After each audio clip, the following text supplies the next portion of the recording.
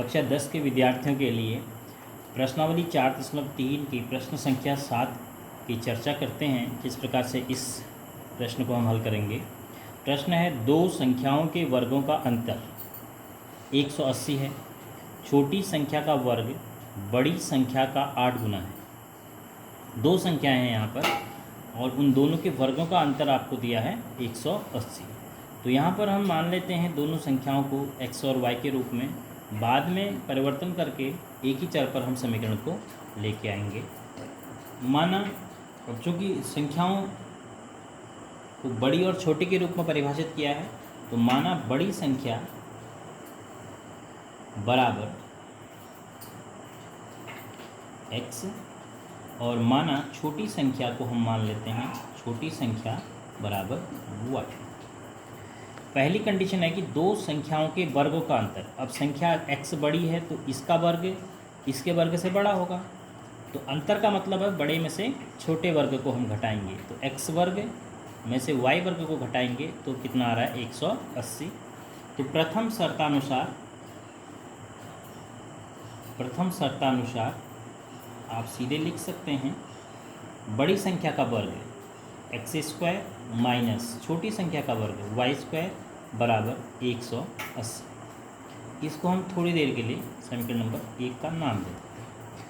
अब दूसरी कंडीशन है कि छोटी संख्या का वर्ग, छोटी संख्या y, इसका वर्ग बड़ी संख्या का 8 गुना है। द्वितीय शर्त जो है, द्वितीय कंडीशन प्रश्न की द्वितीय शर्तानुसार छोटी संख्या y का वर्ग बराबर बड़ी संख्या का गुना कितना 8। तो अर्थात y² बराबर 8x। अब हम अगर इस y² का मान समीकरण 1 में रख दें तो समीकरण 1 में से y खत्म हो जाएगा, तो आपकी समीकरण 1 चर पर आ जाएगी। तो y² का मान समीकरण 1 में रखने पर 1 में रखते हैं y² का मान, x की जगह x² माइनस y² की जगह 8x बराबर 180। अब इस 180 का हम पक्षांतर कर लेते हैं, तो x² ऋण 8x ऋण 180 बराबर 0। तो अब ये हमारे पास द्विघात समीकरण है जिससे हम x का मान निकाल सकते हैं। 180 के आसानी से दो गुणनखंड कर सकते हैं आप, 18 गुणा 10, जिनको घटा के कितना लाया जा सकता है 8, क्योंकि 180 एकम 180 घटा कर आना चाहिए। चिन्ह ऋण आ रहा है तो एक का चिन्ह धन है, 180 का चिन्ह ऋण है, तो दोनों को गुणा करेंगे तो ऋण चिन्ह आएगा। तो ऋण चिन्ह का मतलब हुआ कि इन दोनों को घटा के 8 आना चाहिए और गुणा करके 180 आना चाहिए, आ रहा है।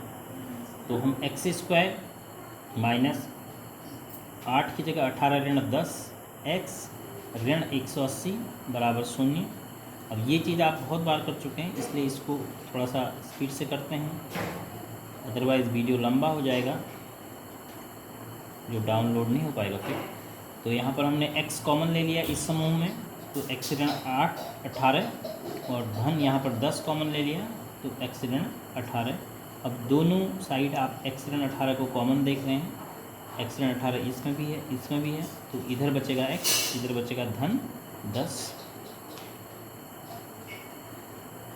तो यदि बारी बारी से x ऋण 18 बराबर 0, तो x बराबर 18,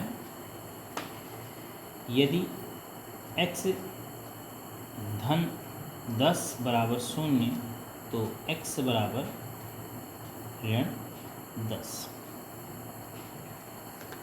तो अब यहाँ पर हमारी कंडीशन किससे सेटिस्फाइड हो रही है, 18 से हो जाएगी, क्योंकि उसने जनरली कहा कि दो संख्याओं, संख्या कहा है, संख्या का मतलब गिनने के लिए, गिनती के लिए जो हम इस्तेमाल करते हैं तो धनात्मक ही होती हैं वो संख्याएं, 1 2 3 4 5 6। तो x का मान 18 हो गया, तो y का मान यहाँ से निकल जाएगा, क्योंकि y² बराबर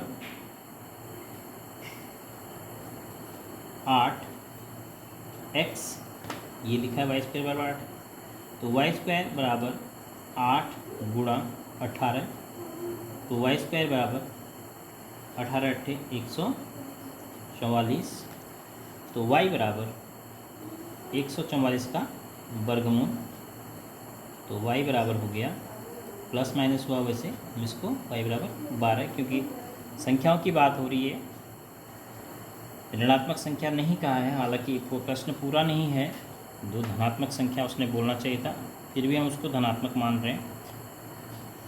तो पहली संख्या हमारी आई 18, तो दूसरी संख्या हमारी क्या आई 12। तो बड़ी